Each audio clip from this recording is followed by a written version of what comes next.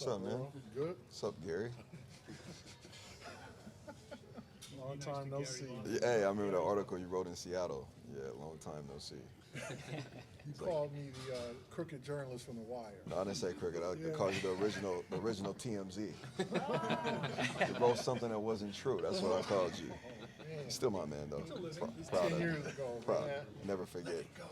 Never forget. What do you think of Chris's progress? Marquese is playing at a high level. He's grown a lot. It's only his 5th season playing basketball. Used to be a quarterback, but he said his helmet was too big, so he always lose the ball when he threw it. So he has amazing skill. He can play above the rim. He has skill beyond the three-point line. He can shoot it. He can pass it. And he has a lot more room to grow. His post game is getting better, and he's shooting plus 40% from the three post All-Star break. It's not efficient shooting. He'll take them quick in transition, so he's aggressive. Do you guys even think about the fact that you guys traded Isaiah Thomas? I wasn't here when that happened, so I can't really answer that question. But I think everything happens for a reason. I was in Seattle actually with Gary when he was in high school, and I remember he was breaking records, and everybody had talked about this kid, this point guard who was a dominant scorer. So I'm excited for him to have an opportunity to actually have an opportunity to lead a team, and he shows what he can do. Coach, what do you guys need to zero in on as a coaching staff to really turn things around for this team? We don't have a lot of roster availability, first off. Our young guys need to continue to grow. Devin Booker, Marquese, and the entire roster we playing tonight might be the youngest roster in basketball on any level besides high school, but counting college. Those starters need to grow and continue to develop. And we need to get Dragan Bender healthy and allow them to play minutes to get experience. Talk about Devin, his season, what his upside is. Devin's upside is pretty high. He's 20, but he's our young vet, with this roster. But the thing with Book is that he's been hurt most of the season. He plays injured. He has an old school mentality. He's going to play through everything. So you kind of have to read him and really get him in an isolated situation for him to be honest with you, because he wants to be on the court. But he's going to give his heart and his all every possession, every game. And defensively, he's going to grow. He's so far ahead of the game naturally on offense that you expect it to be the same defensively, but then you realize he's 20.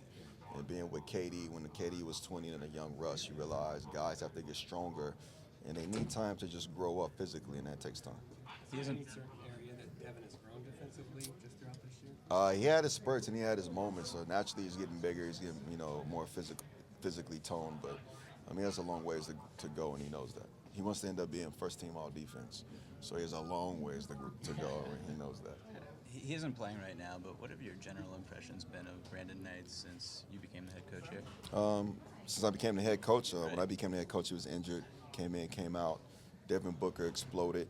Eric Bledsoe had a career year, and it just became a unique situation for Brandon Knight. And we all know with young teams, and at any given time a young player can explode, and if that's your position, it makes it unique when you are a starter in this league. So, The fact that you're fresh out of the league just a few years ago, can you relate more to these players, these young dudes, or are you as kind of disjointed as most of us when they're dealing with the millennials? I think you're speaking for yourself when you say disjointed.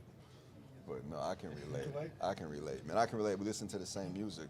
It's unique because a lot of generations, they kind of like separate themselves musically and with the arts and with, the way you dressed. And I got on Jordans right now, so Jordan kind of connected us. Shoes connect us, fashion connect us, and we listen to the same music. So that's really kind of unique. These young guys, they have old souls, because I think a lot of our young guys have unique backgrounds. A lot of them have been independent. Some of them have been on their own for a long time, and just the way they've grown up is a unique group of young people. Is there a story that you kind of felt like you bonded with the guys where you listened to the same song, or they were kind of surprised that you were as hip as you are? I don't know if I'm really that hip, man. I can't really say I'm really that hip. You have to ask them that question, but definitely Book and I, we played a lot of one-on-one. His rookie year, and I was assigned to be the guy that works him out, he and Bledsoe. So we played a lot of one-on-one. I think the most games we played in one day were probably like 30. It was kind of intense, and he says I bridged him, but he tried to block my shot and landed on my ankle, and he kind of twisted his ankle. But we play one-on-one a lot. I know when he's ready to play one-on-one, I know it's time to bond. So he'll kind of look at me and call me out.